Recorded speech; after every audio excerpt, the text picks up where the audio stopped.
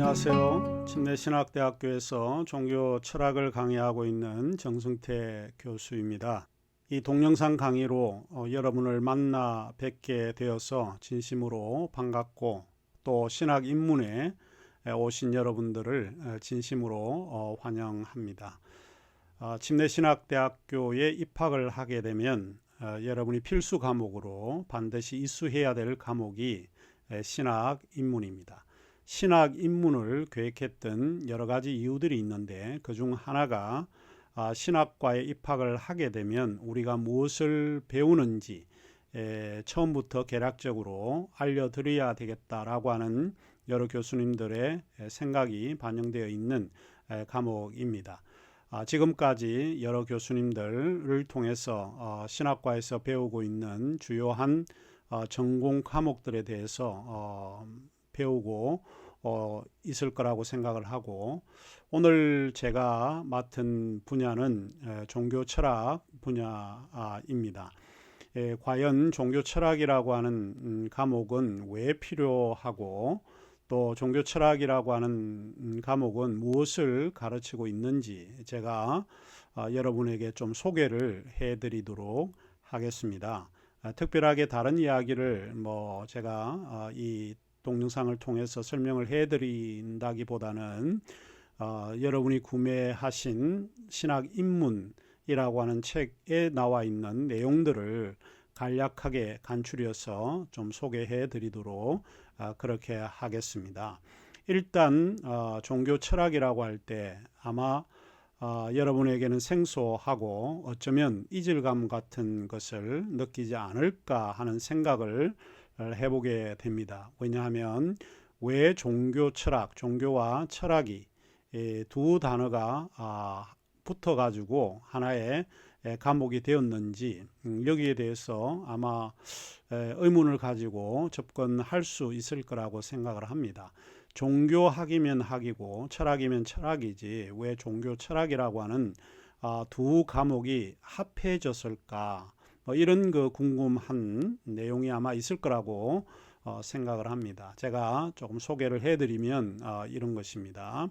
일단 이 과목은 종교학이라고 하는 그런 학문의 영역이 아니고, 이 과목은 종교 철학이라고 하는 게 철학의 영역 속에 들어가 있는 조금 세분화되어 있는 과목이 종교 철학 과목입니다.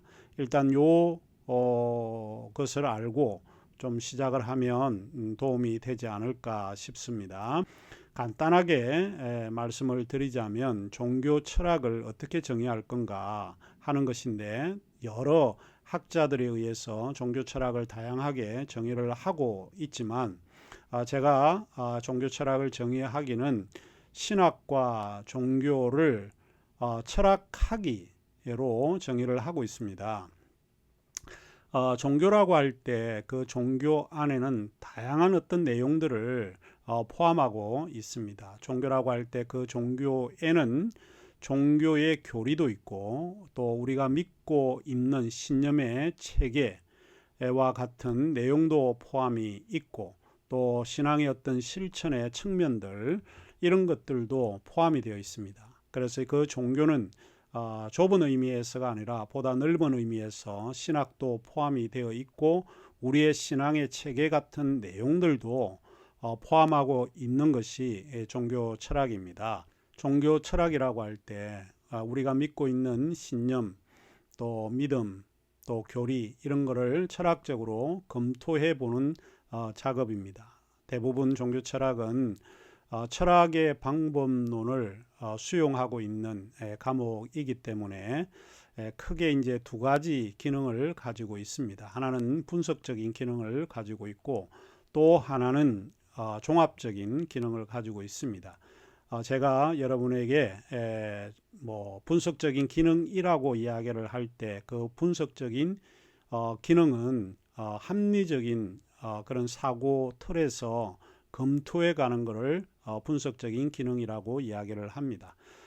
우리가 믿고 있는 믿음의 체계 같은 것도 그냥 맹목적으로 혹은 맹신적으로 받아들이는 것이 아니고, 일단 분석을 해보는 것입니다. 과연 우리가 믿고 있는 믿음이 옳은 것인가? 왜 나는 이 믿음을 고수하고 있고 받아들이고 있는가? 한번 검토해 보아야 되는 것입니다. 일단 종교 철학의 분석적인 기능은 우리로 하여금 맹신성과 맹목성에 저항하도록 도와주는 그런 역할을 하고 있습니다. 우리의 믿음 체계라고 하는 것도 단순하게 그냥 받아들이는 그런 것이 아니고 이것이 진리이기 때문에 받아들이고 있는 내용이 있습니다. 그래서 종교 철학에서 철학의 방법론을 받아들이게 될 때 그거는 분석적인 기능을 우리가 수용하고 있다라고 하는 것입니다. 두 번째로 종합적이라고 하는 것은 종합이라고 하는 것은 여러 가지 그런 교리들, 체계들 흩어져 있는 조각들을 하나로 묶는 것을 이야기를 합니다. 종합적이라고 할 때 그 종합은 우리가 믿고 있는 이런 체계들이 실제 우리의 삶에서 어떻게 적용할 건가라고 하는 것을 가르쳐 주는 것입니다. 아무리 훌륭한 이론이라든지 사변적인 내용을 우리가 알고 있다라고 해도 그것이 우리의 일상의 삶과 적용이 되지 않거나 적용 불가능한 것들은 받아들이기가 어렵습니다. 일종의 우리의 믿음이 치유적인 어떤 기능을 해야 된다라고 볼 때 종합적인 그런 기능이 이 종교 철학 속에는 있다라고 하는 이야기입니다. 자, 그러면 우선 종교 철학이라고 하는 게 뭔지 정의를 하고 시작을 해야 할 것 같습니다. 종교 철학은 신학과 종교를 철학하기입니다. 철학적인 탐구, 내용이 종교 철학이다라고 하는 것을 우선적으로 머리에 염두에 두고 시작을 하면 좋을 것 같습니다. 그러니까 이 과목은 종교학의 과목이 아니고 철학의 영역 속에 있는 과목이다. 이렇게 정리를 해 두시면 좋을 것 같습니다.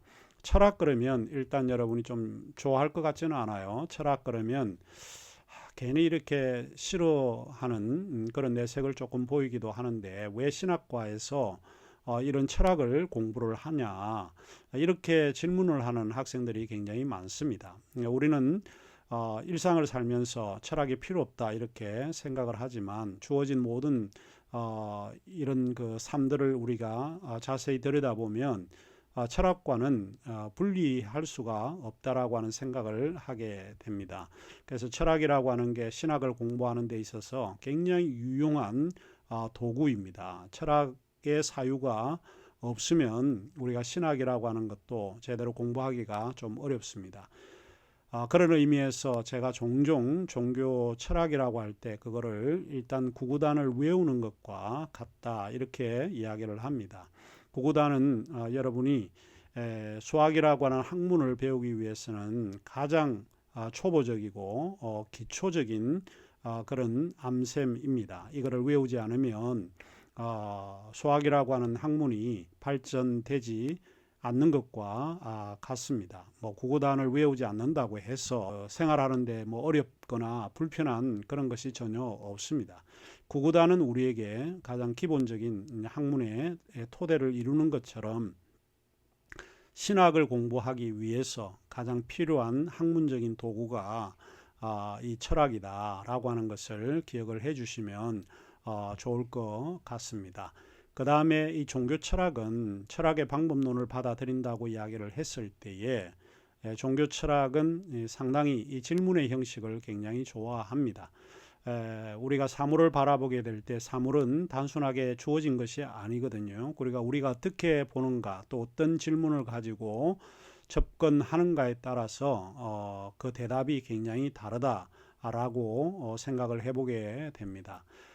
간단하게 하나의 예를 들자라고 하면 아마 어릴 때부터 여러분이 배워왔던 이야기 가운데 하나가 탕자의 비유 같은 이런 이야기를 많이 들어왔을 거라고 생각을 합니다. 탕자의 비유 이것은 굉장히 고도의 신학적인 훈련을 받은 그런 사람들이 쓴 제목입니다. 그런데 이 제목을 우리가 보게 되면 탕자의 비유 우리가 여과 없이 이 제목을 받아들이게 되는데 근데 우리는 이런 이제 철학적인 사유를 가지게 되면 이렇게 질문을 하게 됩니다. 탕자의 비유 그러면 그 내용이 이제 아버지에게 항거하는 한 아들이 아버지에게 있는 재산을 받아서 타지에 가서 돈을 허랑방탕해서 결국에는 살기 위해서 다시 아버지 집으로 돌아오는 이야기, 이런 내용으로 여러분이 이야기를 하게 되겠죠. 여기서 중요한 것은 탕자의 비유 그러면 결국 그 비유의 주인은 누구입니까? 그 주체가 되는 것은 탕자입니다. 그러나 과연 그 성경을 읽을 때에 이 비유가 탕자가 적절한 비유로 사용되고 있는가 하는 이야기입니다. 그 내용은 탕자의 초점이 맞춰진 것이 아니고 오히려 아버지 혹은 아버지의 사랑에 비춰져 있다라고 보는 것이죠.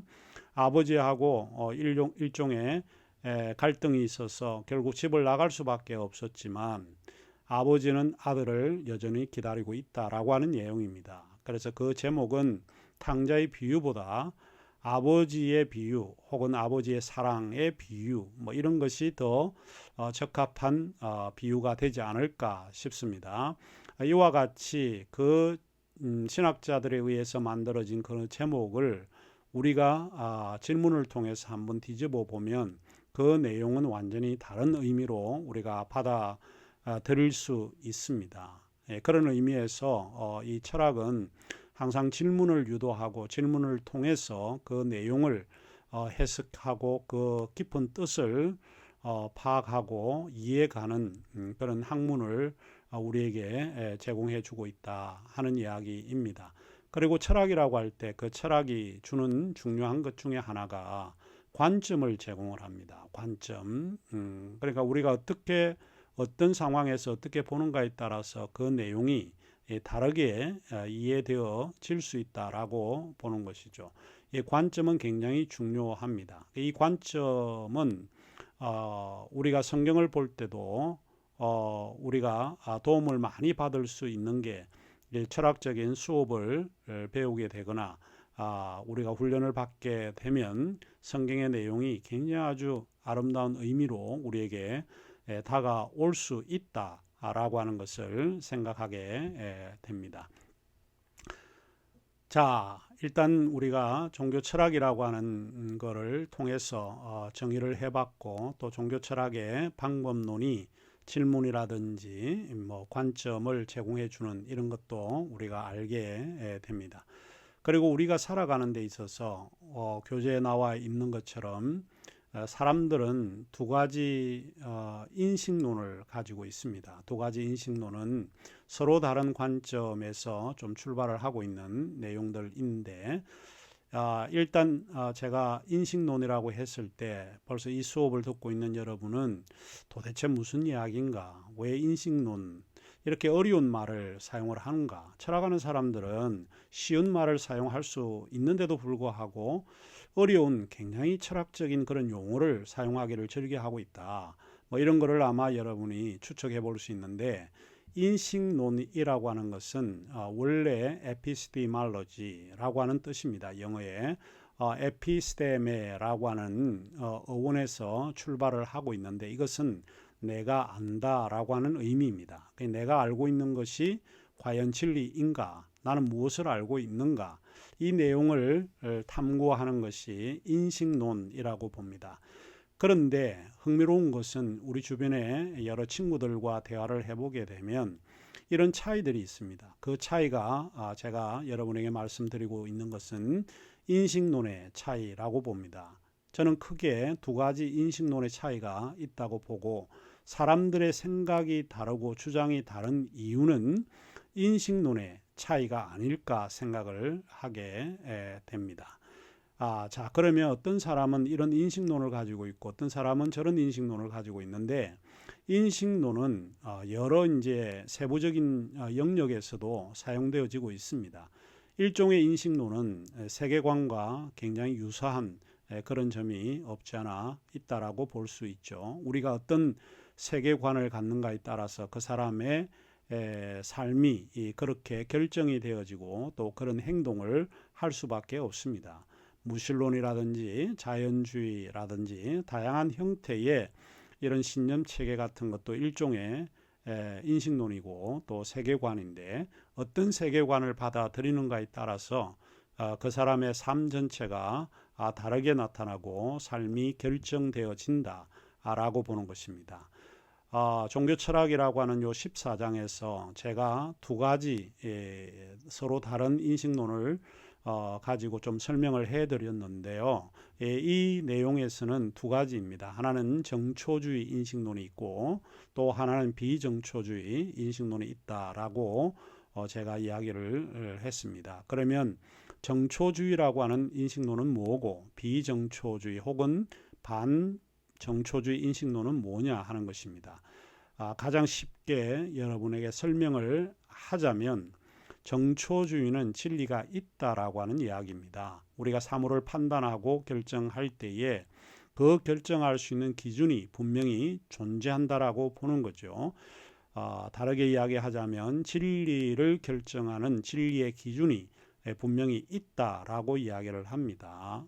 가장 비근한 예로 사형이 성경적으로 옳은 거냐 옳지 않은 거냐 뭐 이런 질문을 던질 수도 있고 또 안락사 문제 그것이 적극적 안락사이든 소극적 안락사이든 여러 종류의 안락사이든 그 안락사가 옳은 거냐 그런 거냐 라고 이야기를 할 수도 있고 또 일종의 낙태, 임신, 중절과 같은 그런 거를 결정할 때 해야 되냐 말아야 되냐라고 할 때도 우리에게 요구하는 것이 기준입니다. 일종의 규범과 같은 것이죠.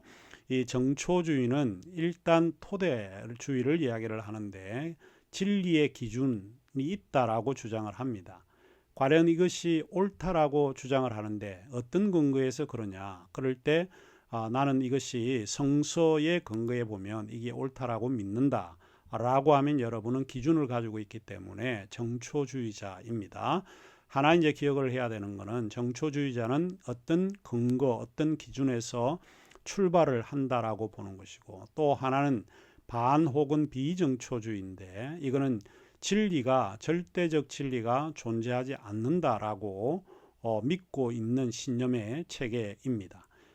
그래서 이제 두 가지를 생각해 볼 수 있는데 반 혹은 비정초주의 이거는 조금 뉘앙스가 좀 다른 이야기입니다. 반정초주의는 조금 더 과감한 그런 표현이라고 보고 조금 더 엄격한 표현으로서 말을 하자면 반정초주의는 절대적 진리가 아예 존재하지 않는다라고 주장을 하는 것이고 비정초주의는 조금 이제 완화된 표현으로서 정초주의가 아닌 모든 것을 포함하는 그런 것을 이제 비정초주의 인식론이다 이렇게 이야기를 합니다. 요 두 가지의 인식론을 조금 좁게 해석을 하자라고 하면 이렇게 이야기해 볼 수 있습니다. 하나는 절대주의 혹은 뭐 객관주의 이렇게 표현을 할 수 있고 또 하나는 상대주의 또 상대주의와 유사한 주관주의 요 두 가지로 이렇게 성립을 할 수 있습니다. 우리가 사물을 판단하게 될 때 항상 객관주의와 상대주의 이 두 가지 인식론을 가지고 있죠. 그래서 객관주의는 제가 이 책에서 설명하기를 정초주의 인식론이라고 이야기를 했고 또 상대주의는 반 혹은 비정초주의 인식론이라고 이야기를 했습니다. 최근에 많이 들어왔던 용어 하나가 생각이 날 수 있을 텐데 포스트 모더니즘이라고 하는 것을 생각할 수가 있겠죠. 모더니즘이라고 하는 것은 절대적 진리가 있다고 주장했던 시대의 배경을 가지고 있고 포스트 모더는 포스트라고 하는 것은 모더니즘 근대 이후에 나타난 사고의 양태인데 그게 포스트입니다. 이런 거를 대체 우리가 규정화하거나 또 뭐 이야기를 하게 될 때에 이런 이야기들을 우리가 보통 포스트 모더니즘이다 이렇게 이야기를 합니다. 절대적 진리나 모든 진리는 상대적이다 이렇게 표현을 하게 되는 거죠. 사물을 판단하게 될 때 여러분도 이런 이제 생각을 가지게 되죠. 왜 나는 이게 객관적이라고 생각하는지 왜 나는 이게 객관적이지 않고 상대적이라고 생각하는지, 모든 사물을 바라보고 될 때에 우리는 이 두 가지 인식론에서 좀 출발을 하고 있다라고 하는 것입니다.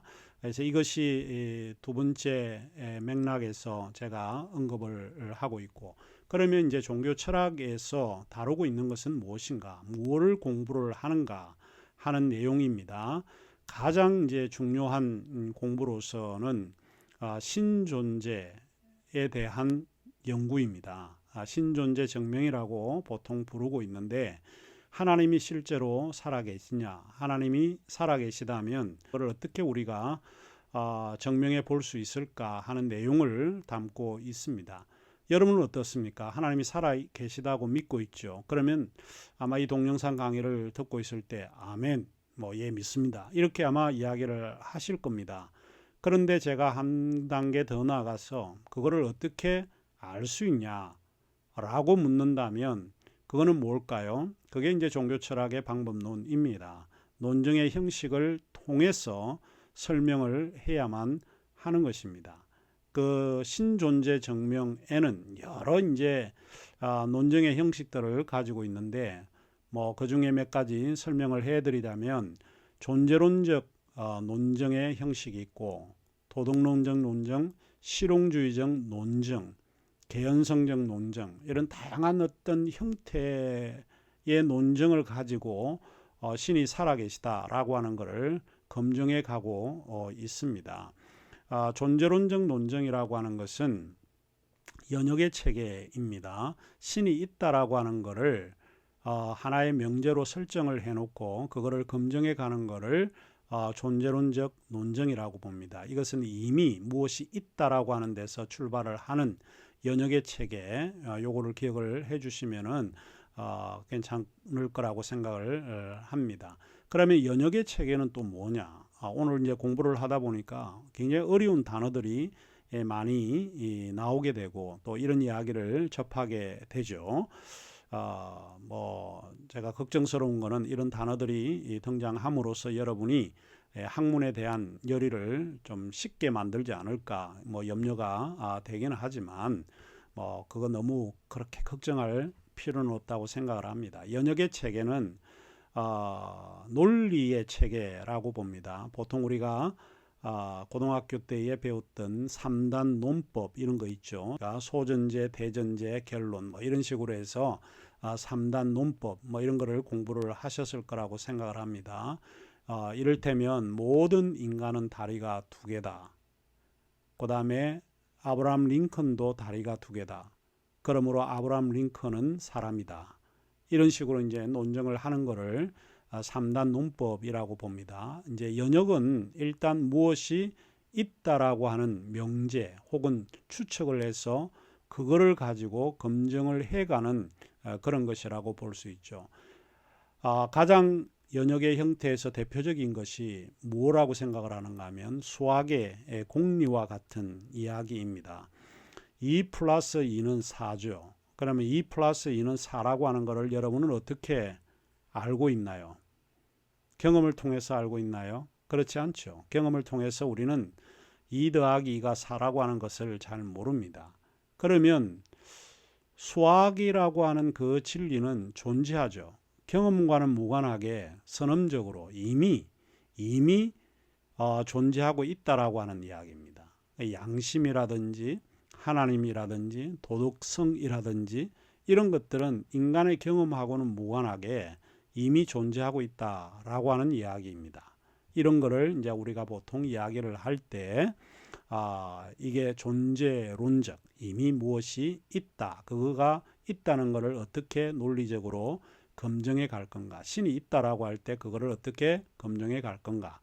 그 다음에 이제 신존재 증명에서 재미나는 것이 우주론적 논증입니다. 이 우주라고 하는 게 은하계를 포함해서 이 거대한 우주가 존재하고 있다는 것은 부인하기가 어렵죠. 왜 우주가 없지 않고 있느냐? Why there is something rather than nothing이냐? 아무것도 nothing이 아니고 없는 것이 아니고 왜 something 있느냐라고 하는 이야기입니다.